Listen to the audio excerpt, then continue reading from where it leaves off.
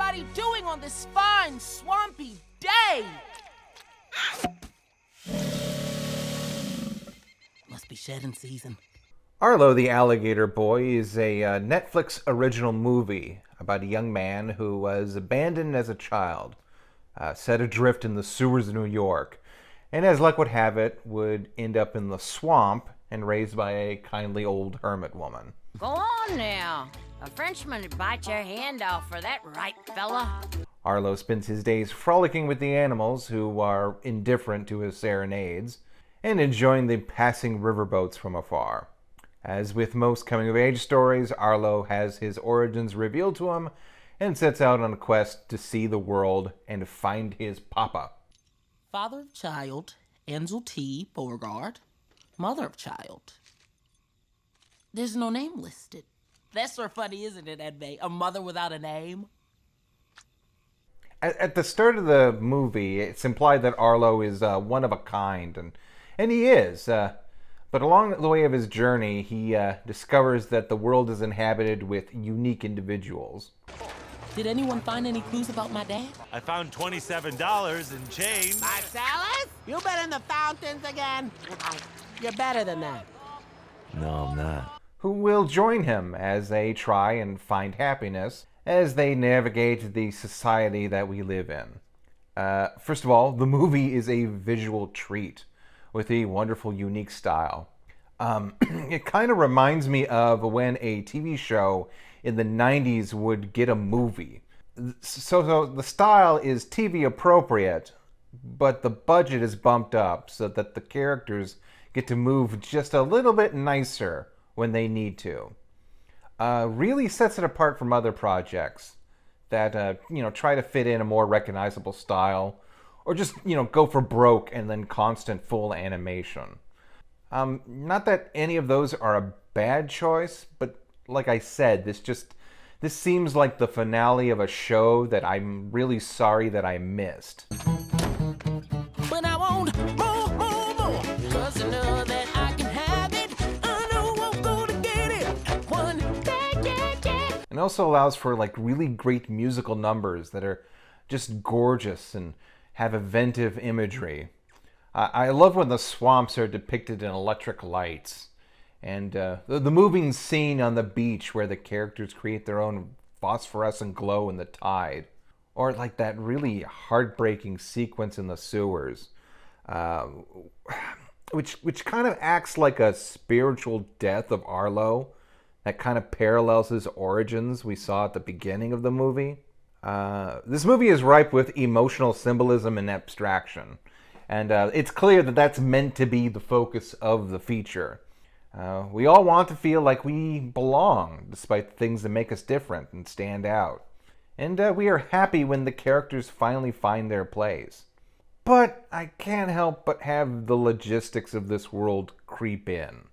Like without getting too into spoilers, I'll just say, jail. This man goes to jail, 1,000 years jail. Clearly there is a population of unique individuals, and yet this world doesn't seem to have a uniform response to them. Some people are cool with them, while others fear and ridicule them. Which is cool, I guess. Well, it's not cool, but I mean, for the most part, that's the way the real world works. But it also really weakens the focus of the story when you want these characters to feel like there's no place that they belong, and then they go to New York and no one really gives them any kind of trouble. Oh, excuse me. Would you have time to squeeze me in for a blowout?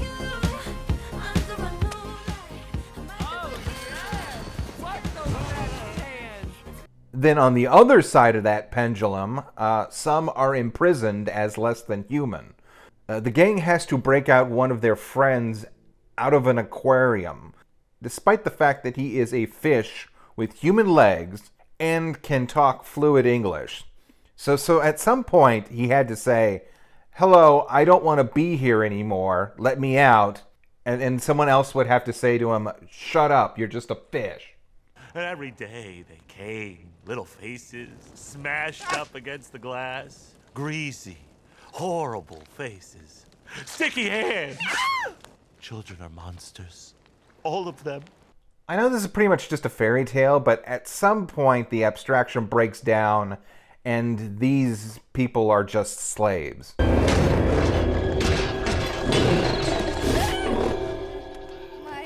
daddy's a lawyer. He could sue you. You can't sue us. We got nothing to be sued for. Yeah. Plus, we're dead broke. Oh yeah, these guys have been chasing Arlo the whole movie, trying to make him part of their tourist trap. They've got real fun designs, but they are really underdeveloped, especially their henchman, the Beast. Please, no help! Please! Better tell us his name. Or else. Please, no help! The movie keeps it in shadows for like most of the film, but then just shows it in a really underwhelming reveal. Of course, when I first saw this shot, I was like, oh, that's Arlo's dad. But then why would they need an alligator boy as an attraction if they already had an alligator man? What the heck? You two better stay down if you want to see tomorrow.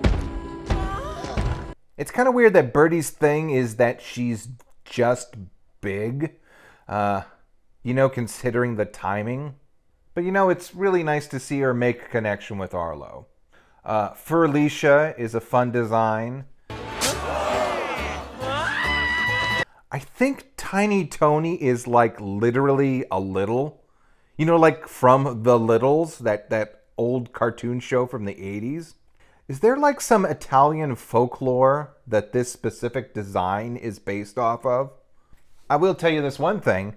I had to look up the voice of Tony because his voice sounded so familiar. Aaliyah, Yeah? ain't you driving the bus? Yeah. Should we, buckle our seatbelts? And I finally figured out where I heard it from. That's right, Max. It is Alia is probably my favorite design in the whole movie. Basically just a tiger girl in a hoodie.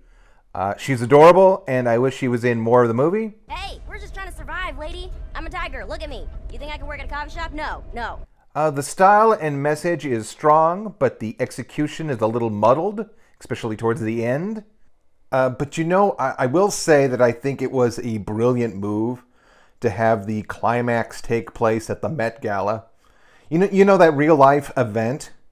So you have all these rich people spending tons of money to try to look as weird as possible. And these guys, with their exceptional abilities, just, go unnoticed.